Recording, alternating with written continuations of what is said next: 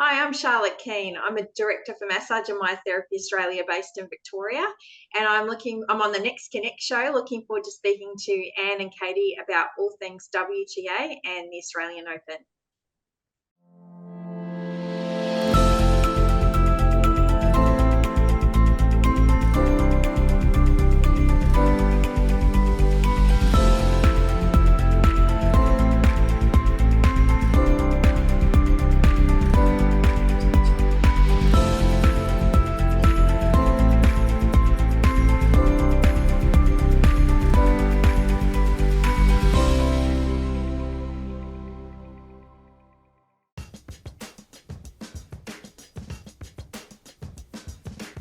Clinical myotherapists combine fundamental health science knowledge with manual therapy, pain management and exercise therapy to help people recover from pain and injury, improving their physical function and quality of life.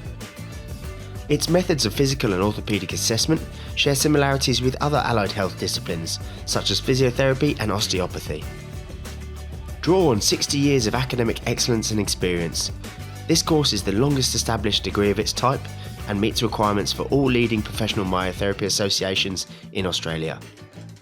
Progress from a diploma to a bachelor's degree with many subjects now available for flexible online study. Manual lymphatic drainage, or MLD, is more than moving fluid and gentle touch, and in fact, if done incorrectly, has the potential to cause harm. Hi, my name is Jacqui Beutel, and I'm from Lymphedema Therapy, training and education based in Gympie, Queensland. I teach decongestive lymphatic therapy, mostly from Brisbane, and run other training courses. So I'll be teaching a manual lymphatic drainage course at the Massage and Myotherapy Conference at the Tweed Heads in May 2024, and I look forward to seeing you join the course. During that workshop, we're going to go over the pros and cons and the precautions and contraindications for performing MLD, and then we're going to go through some sequences so that you'll be able to take those back and integrate them into your practice straight away. Of course, there are some complex cases that you won't be able to treat that require further training, but we'll take you through those some of those as well, so that you are aware of what you can and can't do, because it's important to work in your scope of practice. I look forward to seeing you at the Massage and Myotherapy Conference in 2024. Hi, I'm Catherine McInerney from Pregnancy Massage Australia, and I'm delighted to be presenting at the Massage and Myotherapy Conference in May in 2024 at Tweed Heads. I'll be covering nurturing wellness and the uniqueness of pregnancy massage in specialised care. So come and join me at the conference workshop and delve into what makes massage in pregnancy so unique. We'll cover the latest research so you can connect with health professionals in your communities that also specialise in pregnancy and postnatal. You'll be able to talk the talk on all the latest research and evidence-based treatments.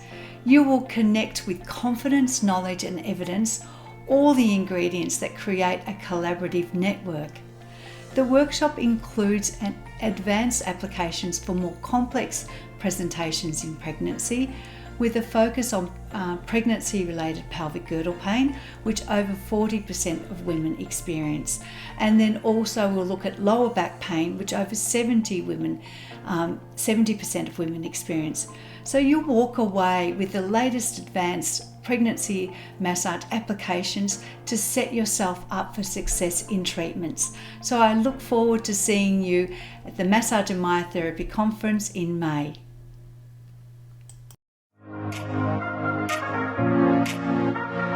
When it comes to events, Twin Towns Conference and Function Centre on the border of Queensland and New South Wales stands head and shoulders above the crowd.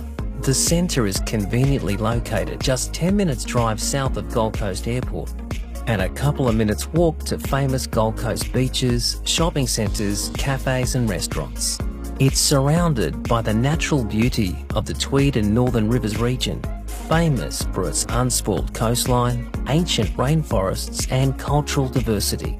Luxury 4.5-star resort for Twin Towns adjoins the centre by covered overhead walkway.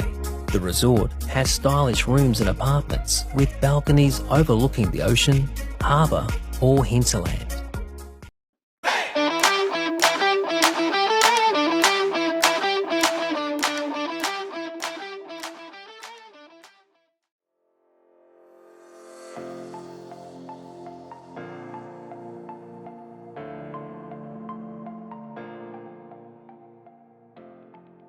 Welcome to this episode of Massage and Myotherapy Connect. I'm Anne Davey, CEO of Massage and Myotherapy Australia, and I am so excited, which I am always excited on Connect. I'm here with Katie Pirouet.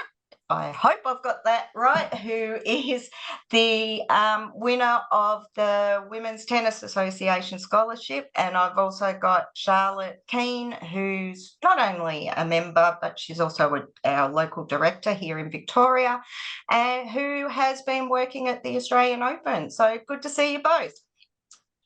Thanks. Thanks.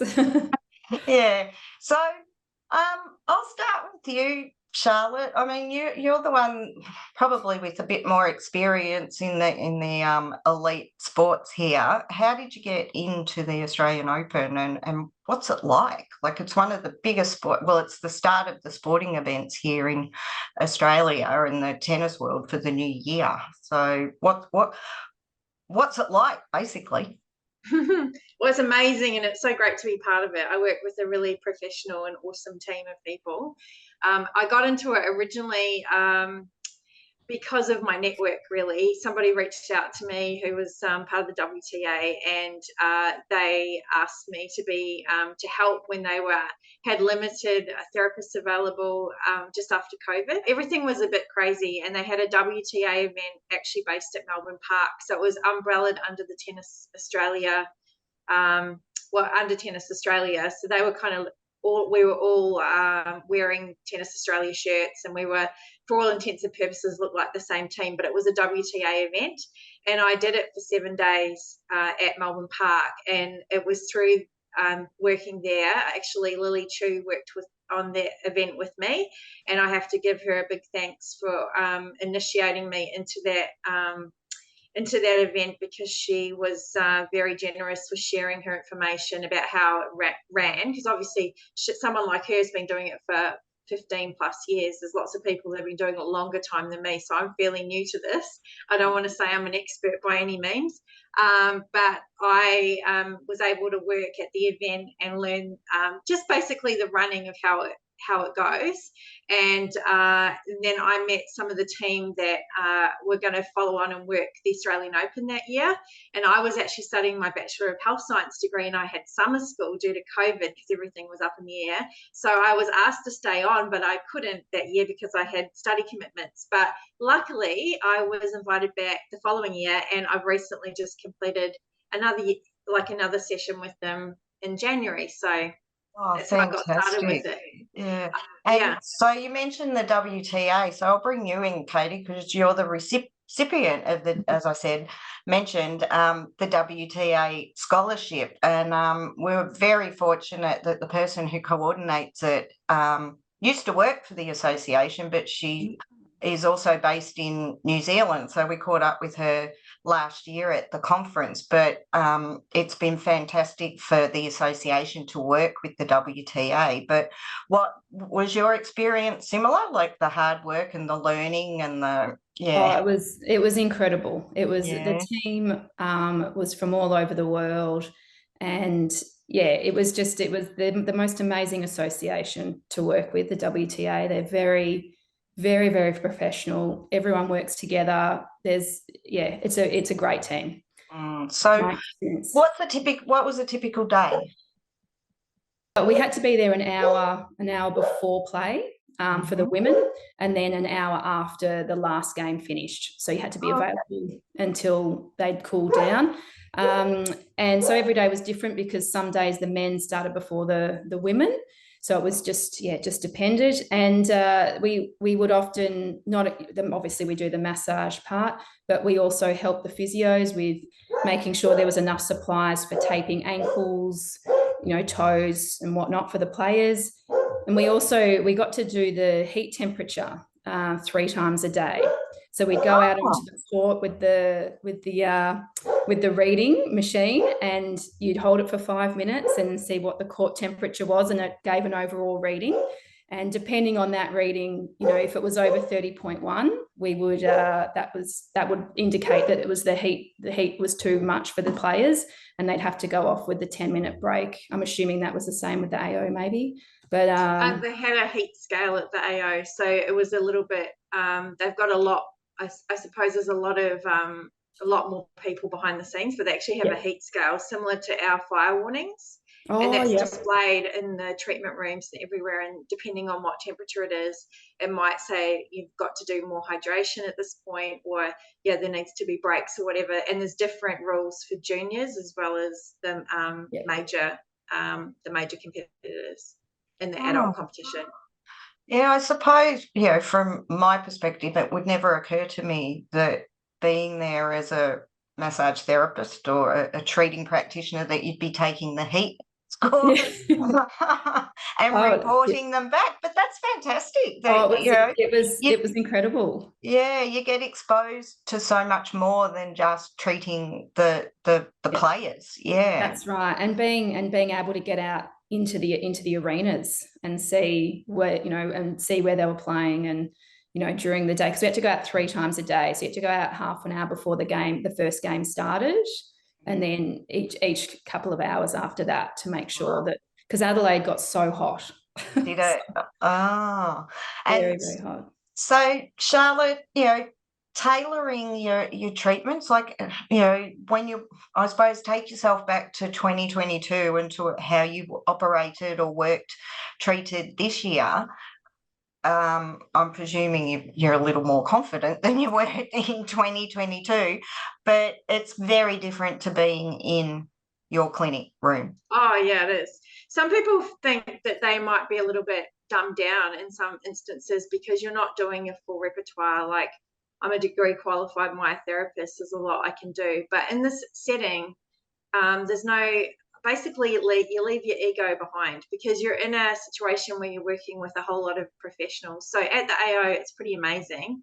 They've got a chief medical officer, for example, and we have sports doctors, there's GPs, there's physiotherapists, and then there's massage therapists. So and there's also dietitian and podiatrists. And they've got like tendon specialists and a big recovery centre. With scientists that are people that are specialise in sports science that are there, and everything is evidence-based. So it's like, if you came into it, you might think, well, you're only doing soft tissue treatments, right? But everybody's got their little area that they specialise in. So for us, it's soft tissue because that's what we're expert in. And the physios did more of the assessment and more of like taping, like you were saying, Katie, and treatment, especially if there's an injury or something like that, like managing that. But it's a totally different situation to the clinic because, these people are in the middle of competition.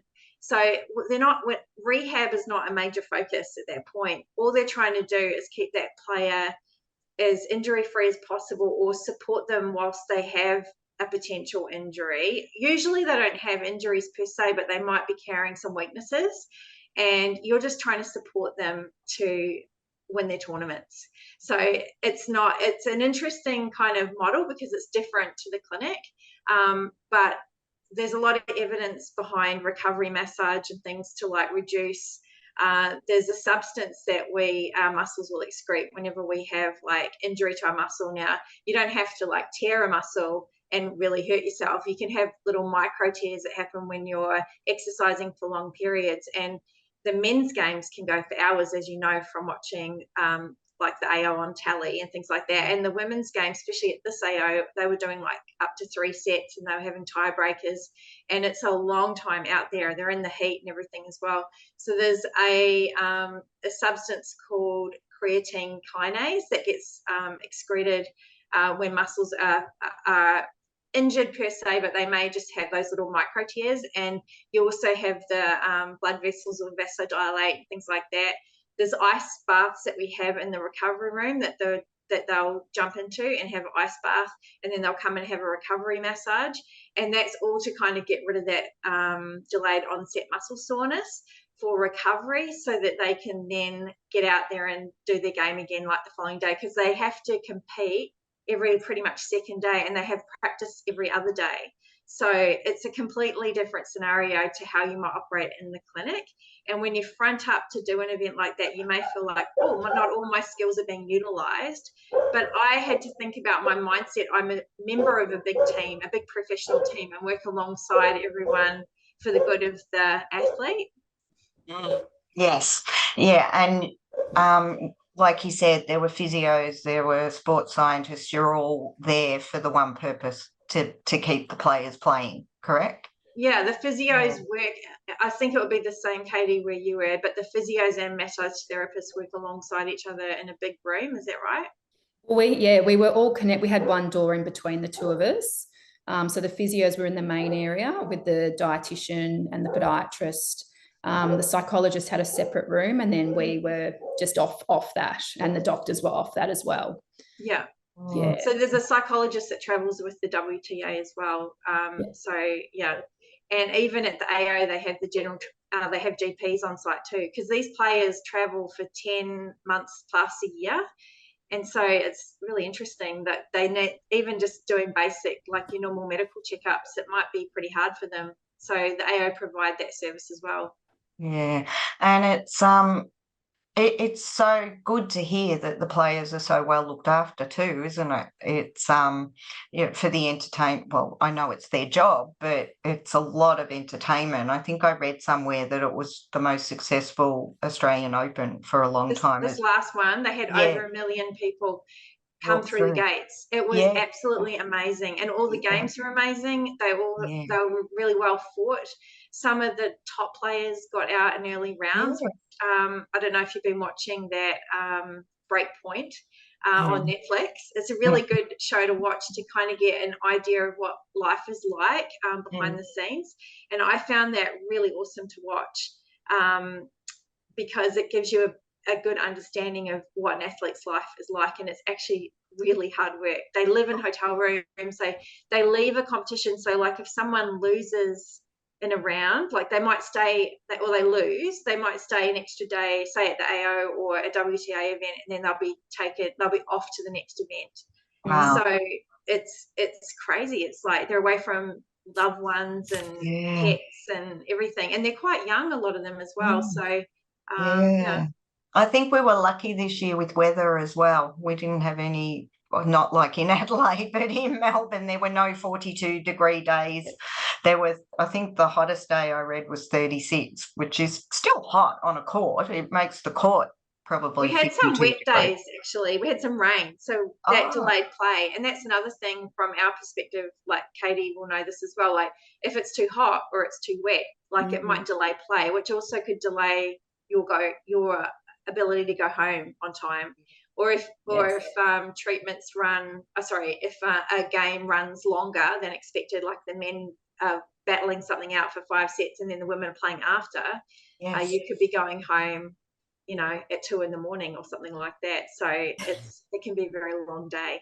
Did you have that, Katie, working into the early hours of the morning? Yeah, we did. We had a few of those. Yep. And we did have the very first day, which was more of a qualifying day. We had massive thunderstorms. So play didn't actually start until almost 2 or 3 in the afternoon. And we had a heat warning that day because it suddenly got real, the heat, it cleared, the skies cleared, but the heat and the humidity was enormous. So it's a lot for the athletes.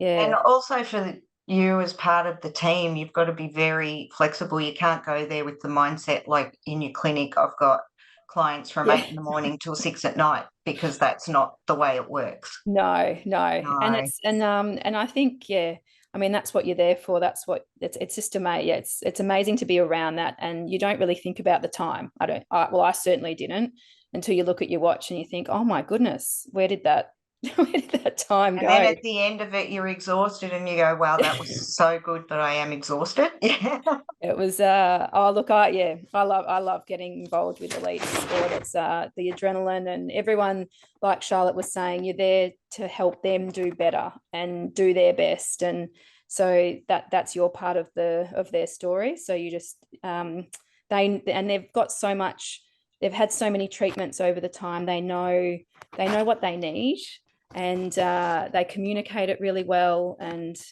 it does make your job a bit easier. So is there anything, I know it's a completely different environment, but Katie, for the those that have never worked in it, is there anything that you learned or any skills that you have possibly brought back, or it's just such an amazing, you just want to do it again? Oh, I'd do it tomorrow in a second. Oh no, definitely. I work on my, my own clinic in my own room, and I mean, I've got therapists, other therapists that I certainly talk to, and we treat each other, but to work in rooms and watch other therapists, and especially from all around the world, I learned so many new techniques and more efficient ways of doing things. Fantastic. Especially obviously shoulders, hips, they're the main and the legs. But I that's what I love about traveling with sporting teams is just seeing different therapists, and every therapist has a different passion, so and has learned a different way. So yeah. Are you the same, Charlotte? Yeah. For learning the new skills. Learning, yeah. Like yeah. I was really I suppose I felt, I don't think I learned new skills per se myself. I saw people doing, like, I learned a lot. I kind of know some stuff from watching the physios work, and I guess, I would be thinking, oh, I know why they're doing that. Like, you'd see them doing some sort of test and you'd be like, you knew what that was. And they might call you over to help them with the person and ask for some soft tissue therapy somewhere. But you knew what the ultimate aim of the treatment was that they were giving. And that was really helpful. I definitely felt like working in a group with other professionals was like really great. At the AO, we've got some really some people that have been in the industry a really long time. So it's just a real pleasure to work alongside them. And yeah, it's really great. I mean, you could be finishing with someone and they'll say, oh, someone will be free, and they'll say, I'll wipe your table for you. And you think, oh gosh, I wish I could have that when I got back to my clinic. Well, let me make the table up. Well, and everyone's really, it's just like, for the athlete coming into the training room, I know in the AO, we all try and make them feel so great to be there. Like, we're all very, have very good customer service and things like that. But we also have it internally with each other. And I think that's a real great thing, because it is a tiring job. But when you get up in the morning, you think, oh my gosh, I have to go back.